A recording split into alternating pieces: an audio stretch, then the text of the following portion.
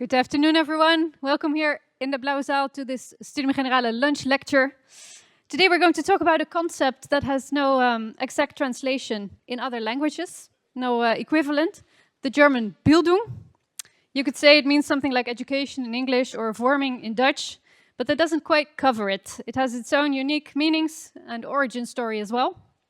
And I'm just curious to see who of you had heard of the concept Bildung before this lecture. Could you raise your hand? So I would say that's maybe about like 10 hands going up. So, okay, there's a lot to learn today. That's great. For us here at Studium Generale and also at other Studium Generales across the country, we consider Bildung to be sort of our core business, really. Apart from being highly specialized engineers, we want to encourage students to broaden their horizon, to develop themselves as global citizens. And many of people don't know this, but Studium Generales were actually established after the Second World War at the request of the Ministry of Education, which hoped that teaching students morals and ethics would help prevent future wars. What does that mean, though, in today's world? And in what way is a 19th century German concept still relevant today? I see a lot of people still coming in. If you could find your way to the seats, please, because you're not allowed to stay on the stairs. Thank you. To shed light on what Bildung means and to show us how the origins of Bildung actually also have a lot to do with the exact sciences, we have a great speaker with us today, Ansgar Mohnkern.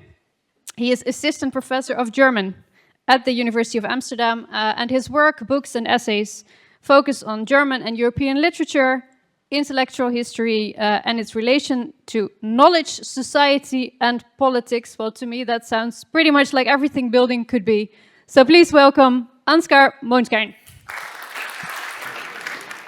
Welcome, first of all, and thank you for having me here. It's always a pleasure to talk to people who are not involved in what I'm doing every day, but for you it's something, But what you do here has to do with what you're talking about. In fact, well, the idea of Studium Generale has exactly to do with the concept of Bildung, and I hope when you go, I know it's kind of lunchtime, but after going to, afterwards you will be going to some seminar, some other event around your studies, then you will hopefully have a different sense of what you're doing when you go to the university.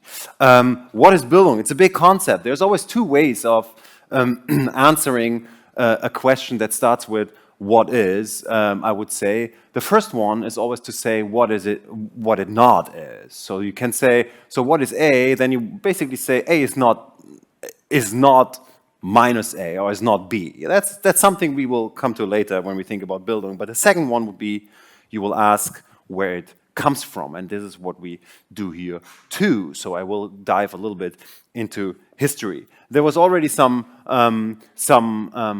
ideas about what Bildung is. Bildung is really a key term for a long time. The fact that some of you have never really heard about it, not thought about it, has probably to do with the age in which you grew up. In the 50s, people talked about Bildung differently than today. There was also probably a time, particularly in Germany, I am German, where we had some sort of Bildungsbürgertum, like there was a Bildungsbourgeoisie, at least there was. This is something that doesn't perhaps exist that way anymore. However, when we think about Bildung, we think about many things. We think most of all about education. This is what you are busy with here every day. Education, when you go to university, you are being educated.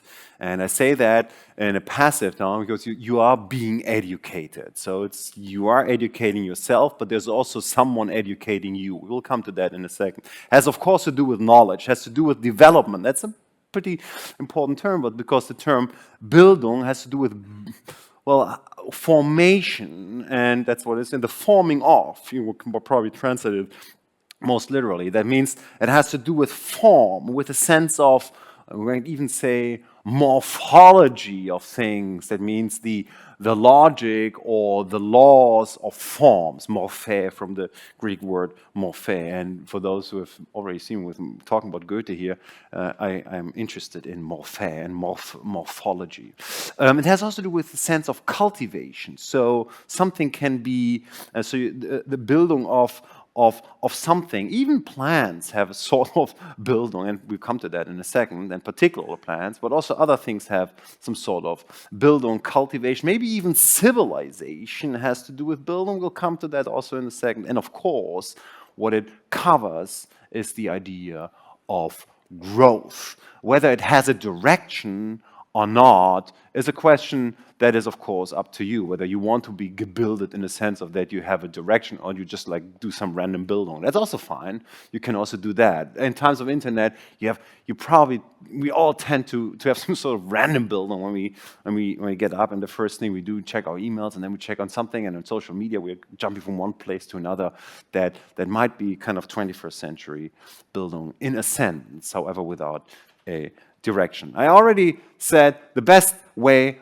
of finding out what a thing is to ask, where does it come from? What is the history of it? Particularly when we talk about a concept, because after all, Bildung is a concept. It is not a thing. It is not a car. It is not an object you run into. It's not even a person.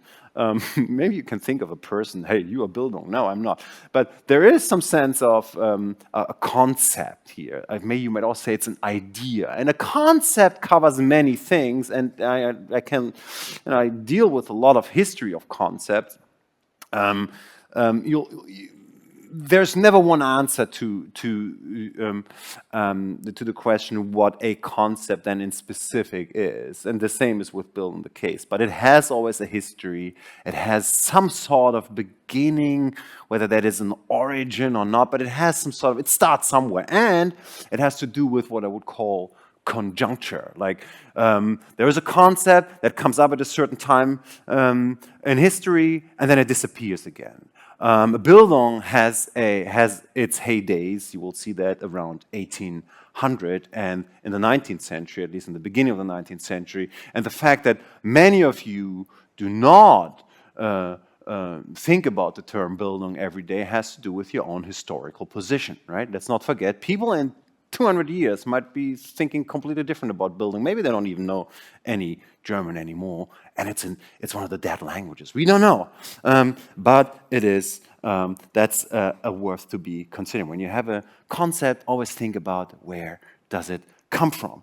And where does the word Bildung come from? Well, we have to do, and it's I talk about the roots, and this I do a little ironically because it really has to do with roots and has to do with plants. It actually has to do with late 18th century biology. It stems from a very famous book by a biologist. Well, biologists in the 18th century are different than the biologists today, but his name was Johann Friedrich Blumenbach, and he wrote a famous book. He was in Göttingen, actually a colleague of people like, you might have heard someone like, do I bother you, like Heine? You probably don't know these people. But this is a place, a big university around at the late 18th century, and one of the leading universities in Göttingen. And he wrote a little book über den Bildungstrieb und das Zeugungsgeschäfte. So about the Bildungstrieb, we come to that, what it is, and the business, so to say, of procreation. And it's a book about plants. But it's not only a book about plants, but it is a book about one of the key terms at the late 18th century, and which will be the key term, I would say, scientific, but also, it will lend key metaphors to even society in the 19th century, the idea of life. What is life? Right? Many of you might deal with that when you think about, many of you study something that has to do with biology, bioengineering, or other things, so you deal with life. Whether you will be able to really say what life is, where it starts, we don't know. But we can say that the thinking about life has really its heydays, or becomes, so to say, really important at the late 18th century. This is, by the way, also the time in which great histories of nature are being written. Already in the 18th century by someone like Buffon, a French, has written a history of nature, but also the concept of nature changes enormously. It becomes a dynamic something. The natural time becomes different. Time, we suddenly realize nature is not only a thing that develops according to the biblical laws, but it has a long, deep time, so millions of years. We think suddenly also about the fact that species, for example, die out. We didn't know that before the end of the 18th century, and now we know it, and therefore we ask the question, what is life? And here we have a definition. He defines Bildungstrieb, so the drive of Bildung, as a drive which seems to be the first most important force for all procreation, Zeugung, nourishment, Ernährung, and reproduction. And which, in order to distinguish it from other vital forces, can be designated by the name of what he calls Bildungstrieb. He gives it also a Latin term, of course, and he uses formatus, and that's very, of course, 18th century. Important to that has to do with procreation, nourishment, and reproduction. It's not necessarily, so it has a sense of cyclicality, but also a sense of a logic of development. So one comes after another. And of course, when we speak about that, it is the logic of life. Right? In this case, it's plants, but of life in general. Life develops according to certain principles of law. And that's where the term Bildung has a very important role. Of course, you might say Bildung is just a metaphor. It has to do with bilden, etwas bilden. This is not really a planned thing, but of course, it gives you that sense. And this is where the term stems from. And then, as often with concepts are traveling things, so they migrate. You might even say they colonize other areas. And in this case, as everyone is also interested in that question, what is life? I mean, people like Goethe, Humboldt, people we will deal with, they're all interested in the question of what is life. In fact, the famous friendship between Goethe and Schiller starts out with talking about plants. Right? That's what they start with. And also the big German writers, we think they are. And around 1800, really, this becomes a key concept. It's one of the key concepts everyone talks about, more or less. And it applies to other fields, like pedagogy. Right? Pedagogy is also a field that starts at the late 18th century. So we think about how do we develop? I mean, think about a figure like Rousseau is, of course, key to that, right, in the 18th century. And that people and children and everyone kind of develops is something the 18th century is interested in. History, too. History is about Bildung. There's, not only Bildung, but also Unbildung, you can say, the opposite of it. One of the big books of the 18th century history is a book by Gibbon about the history of the rise and fall, I think fall was the decline of the Roman Empire. So it's about the logic of history going in lines, maybe even in cyclical terms, right? Like life. Right? Empires have a life, one can say. Arts and aesthetics, it's fundamental notion of Bildung. We'll come to that in a second. And also other sciences like geology. Those are all sciences that start to form, they start to begin. Meteorology, the Wolkenbildung, we call it in German, but also the Gesteinsbildung, the formation of stones, something everyone starts to become interested in. And morphology is another field which then turns into biology. Important is, however, there is a sense of optimism that kind of maybe stems from the Enlightenment, the sense of that something moves forward. It's a Bildung towards. That's the sense in this. I mean, you might also say, there's this philosophical term, we call it teleology, which has to do with the Greek term telos, a goal. That Bildung has a goal. And therefore, it becomes some sort of regulative idea, I would say, some idea we have that we move according to a certain principle as living beings, ourselves, but also all these facets, history, pedagogy, and other elements have a logic, that have a regulative logic, an idea that that shapes them and that drives them too. Don't forget, Bildung comes together by Blumenbach with a sense of drive, like it moves into a direction. I give 3 examples here, which I think those are not the only ones, but those are the most famous ones.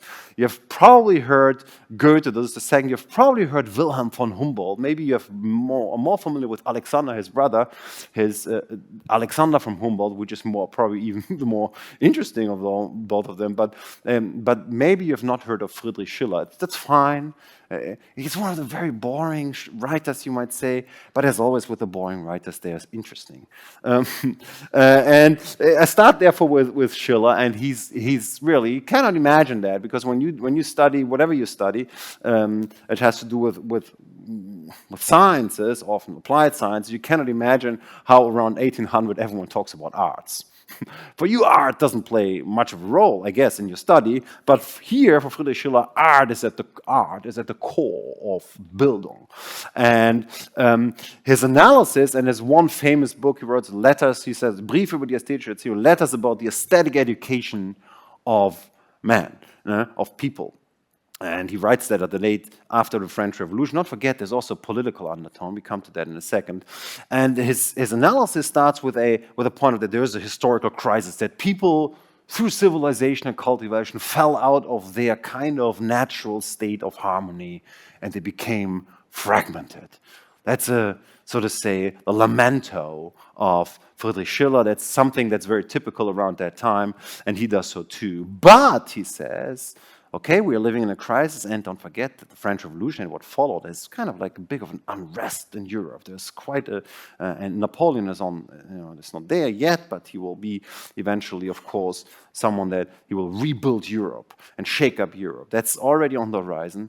But he says that every individual, that's important, it's the individual, it's not only society, it's the individual, has a pure and ideal human being within himself, he says. So every individual, within us, there is some sort of what I would call this an anthropological assumption, that there is some sort of thing in us that needs to be nourished, right? Speaking the language of plants again.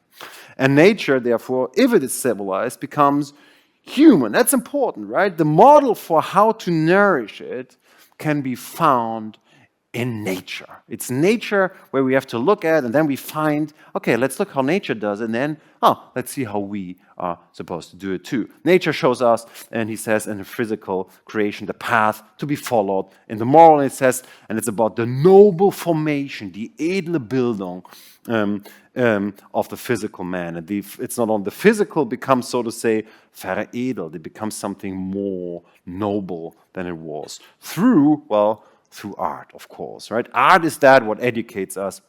And art educates us, and it's important, towards the direction of what he calls indifference, which has to do with being balanced, so to say, but also, and that's a key term, to be free, the freedom of mind. That's one of the key terms. So through Bildung, and Bildung has a lot to do with mimicking, being like nature, we do not only become better people, but we might even become free. A big term around 1800, of course, the French Revolution. Also the American independence, don't forget. Very important element in history. We often forget as Europeans. And freedom then turns into something first as an individual freedom being experienced through art. Hard to imagine, but that's how Schiller thinks in these terms, and he's not the only one. And at the end of that stands some sort of idea of a totality of character, someone who's united in harmony with him or herself. And Bildung, therefore, also, and that's important to understand, has some sort of political content. There's an idea of Bildung. So he writes, the individual becomes the state. You can't hardly believe that, but if you have read perhaps someone like Hegel, you will read a lot like these things in Hegel, but this is not Hegel. I don't bother you with Hegel. I could have done that, but I don't do that. Otherwise you will probably... No, I don't say anything about Hegel. I like Hegel. If you have time, read Hegel. But this is Schiller. So the idea of that, the free individual, once he has been, so to say, educated, gebildet through art, he becomes free, or he experiences himself as free, and this is the idea, this becomes the foundation for a state. Really a political organization of everyone and everything. Huh? The term Bildung, you might know, for those who have had to do some German in school, you have heard probably about this guy, Johann Wolfgang Goethe, the writer in German language. Really, I recommend reading him. I know there's some dedicated Goethe fans here. I know at least one who's here, and it's worth reading Goethe for several reasons. He wrote a famous novel. It's called Wilhelm Meister's Lehrjahr, so Wilhelm Meister's apprenticeship, or years of apprenticeship. And he follows the life of Wilhelm Meister. And Wilhelm, there's the word William in it, has to do with William Shakespeare. He leaves the business world of his father, a world in which everything is about purposefulness. So things needs to be purposeful. You have to make money, essentially. And he throws himself into the world of theater. What else could you do if you're tired of making money? You go to theater, because that's where you make no money. But it's fun, at least for a certain time in your life. But it's quite unproductive too. It can be very destructive for those who have friends working in the theater. They also grow old and my back. And I have a friend who's an actor. He's constantly complaining about his knees. I don't know why, but he's constantly. And then you leave theater. And you go, and that's quite late 18th century, has to do with Freemasonship a little bit. You go to some sort of secret tower society, and there you build, so to say, the formation of a better life. Don't want to go too much into that, but the principle of Wilhelm Meister, and that's in his famous lines of the novel, it says, "To speak it in a word, the cultivation of my individual self, here as I am, has from my youth upwards been constantly through dimly my wish and my purpose." So the famous line, "mich selbst auszubilden, ganz wie ich bin." This is the idea we follow in the novel. And the novel itself, and you have probably read, every one of you has probably, I hope, has read a novel, then you know most of the novels, not all of them, but most of them follow kind of a character. And a character develops, whether it's a crime story, even crime stories, we see characters developing, but also other, maybe if, I don't know, which is a famous novel. My favorite novel is Moby Dick, but even there happens something like that. But think of novels like Proust's Recherche, where Marcel is becoming a writer in the end. So the idea of a development has to do with the 100 Years of Der Zauberberg now, The Magic Mountain from Thomas Mann now, is also a novel that has to do with Bildung's novel. So the novel has to do with the idea of Bildung too, with the development of a character who starts somewhere and ends up somewhere else, ideally becoming a better person. Now, the irony of too many Bildung's novels is that that's not necessarily the case, but that's at least the idea. The form of the novel, which is very formless too, right, has a lot to do with Bildung itself. So we take twists, we take turns in the novel. That's also allowed in the concept of Bildung. We take detours sometimes. That's also important to recognize. But the novel as a formless form, so to say, becomes aligned with Bildung from very early on, because the novel is not, as we know it, is not that old. I mean, of course, there exist some novels. The most famous one, and the oldest one, perhaps of all you know, is Cervantes' Don Quixote, which is also kind of a Bildung story, even though it's ironically broken. For those who have never read Don Quixote, do it. It changes your life. It makes it better. It's funny, very funny. Okay, but then the word Bildung is really, really connected to another person, that's Wilhelm von Humboldt. For those who go to Berlin these days, you will probably have recognized that there is a Humboldt Universität, which wasn't Humboldt Universität for all times, because earlier, as many German universities were called Friedrich Wilhelm Universität, which was the king, the Prussian king. So it's not the Friedrich. There's some Friedrich Wilhelm universities still, like in Bonn or Münster, but Humboldt is part of when Bildung becomes, the movement that Bildung becomes political. And he defines Bildung as a universal principle. That's important. Bildung is something that applies to everyone. It's for everyone. A substantial and exquisite piece of work, he said, could be produced if someone were to undertake to portray the peculiar faculties that the various fields of human knowledge require in order to expand successfully. That's what you do here. All of you study a field.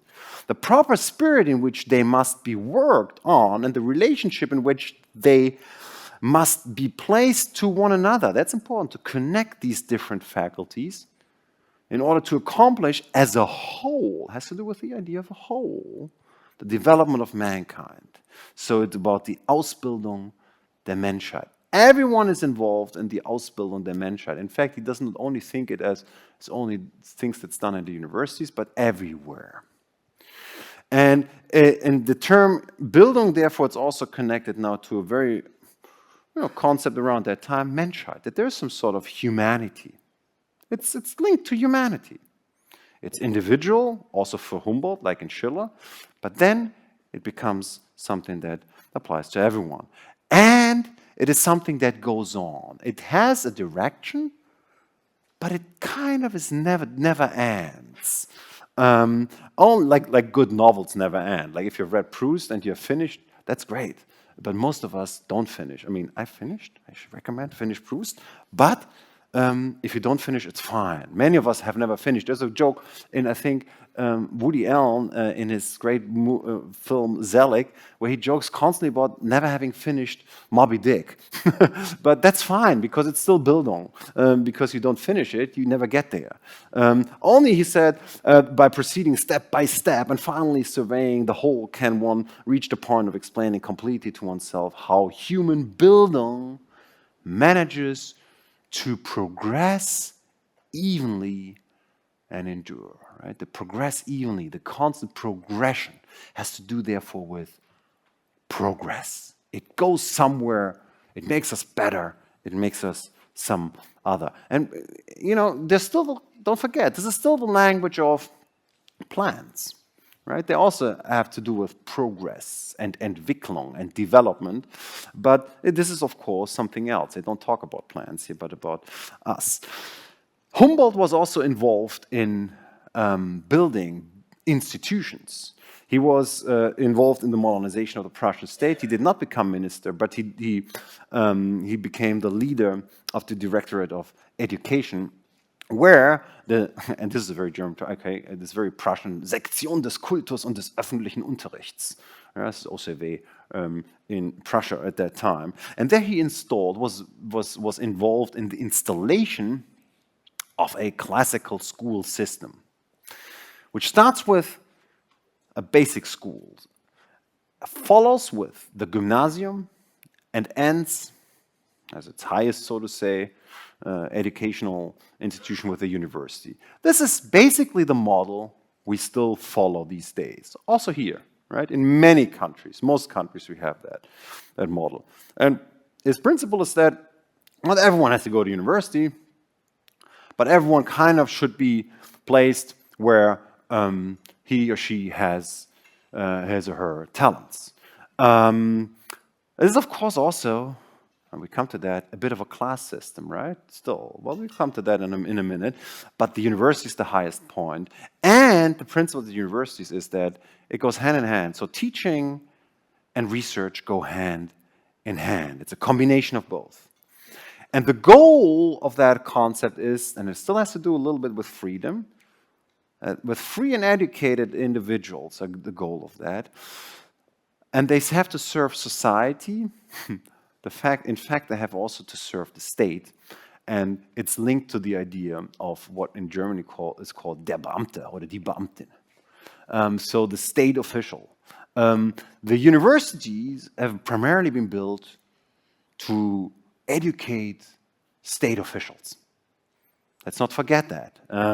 It's not, and we're not talking about necessarily a modern liberal state. We're talking about Prussia. It's not necessarily the state you want to live in, I tell you, for many reasons. There's no free speech, or there's no I mean, depending, maybe you don't like free speech, but I'm fine with it. And but still, within that system, he tries, of course, from within to carve it out a little bit and go for academic freedom too. That's connected to Bildung too. So it is a bit of a contradictory term, an idea.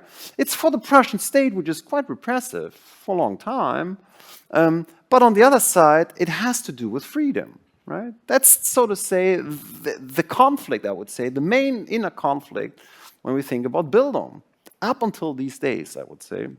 And it has become the model for many, many education systems around the world. If you go to the US, for example, and now do liberal arts, and you see the universities and the universities, don't forget, many of these universities have been flourishing after 1933, particularly after the German immigrants who were all raised in the German system, which was basically installed since Humboldt's times, many of them moved to the US and really left a great footprint on schools like Harvard, Yale, Princeton, and so on, right? So there is some sort of like migration of that system. What did become, or what became of Bildung, one has to ask after that? Those are all promises. Those are all ideas. And they come with a certain installation of a system. But the 19th century is a long century. And as you might know, it didn't necessarily, if you think of the 19th century as a long century until 1914, it didn't really end well. And you might even say the Second World War has to do with it too. So Bildung, as a regulative idea, was installed, but there also came certain challenges. I also want to say, first of all, it has to do with the institutionalization and the standardization of Bildung, and of course, a certain type of technicality. Bildung became something very technical very soon. We come to that when we look at some critics. Schools and universities had these standard degrees.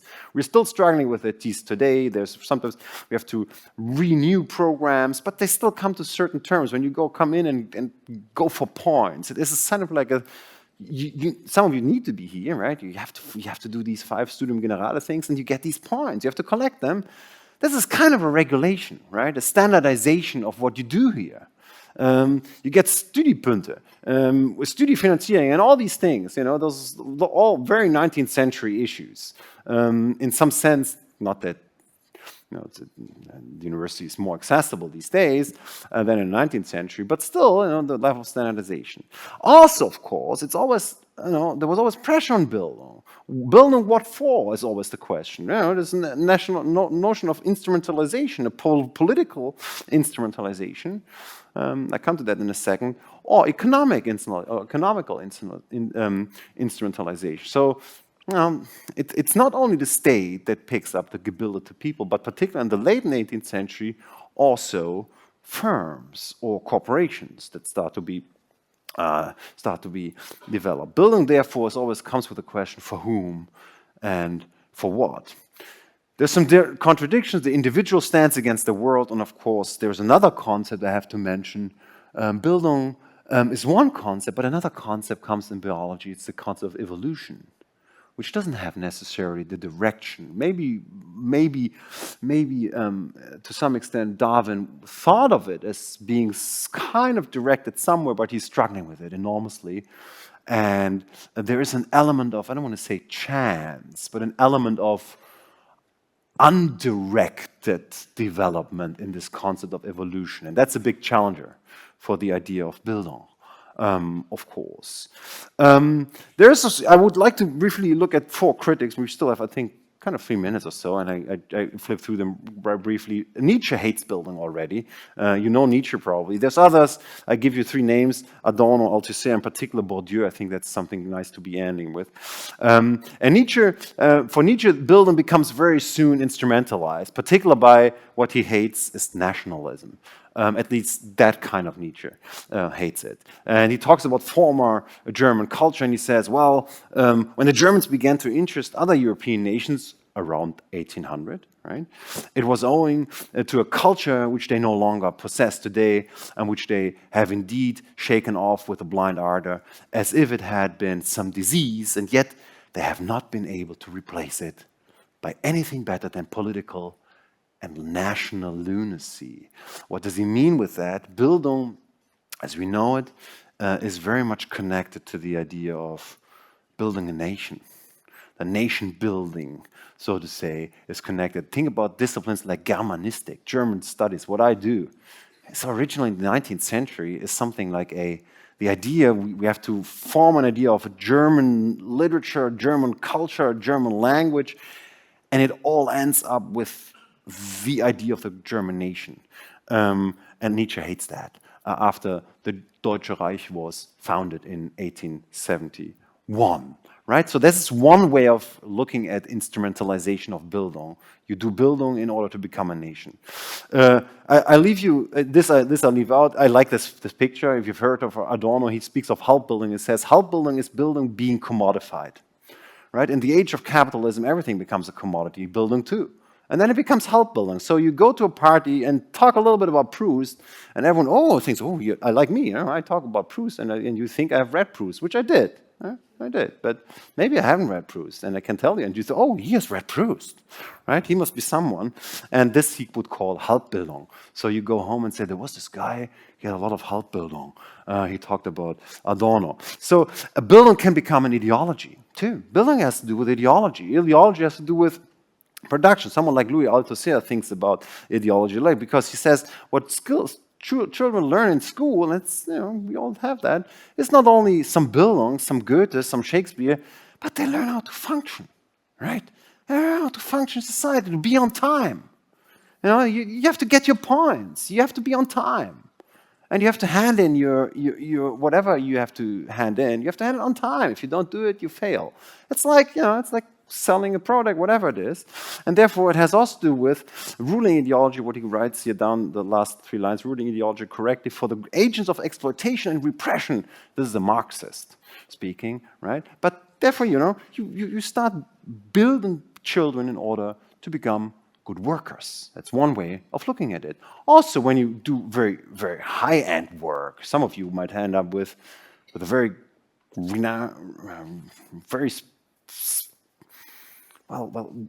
many of you will end up doing a very, very specific work, very specialized work, and you will be experts in one very minor thing. But even there, you have to be ready to sell your labor to someone, right? And then the last one I would like to call, it's a long term, I don't want to go to all of this, it's the term habitus. It has also to do with Bildung. But, the French sociologist and philosopher Bourdieu defined habitus as something that has to do with subjective, but also it's not individual system, but it's subjective because it applies to every one of us, but to really every one of us.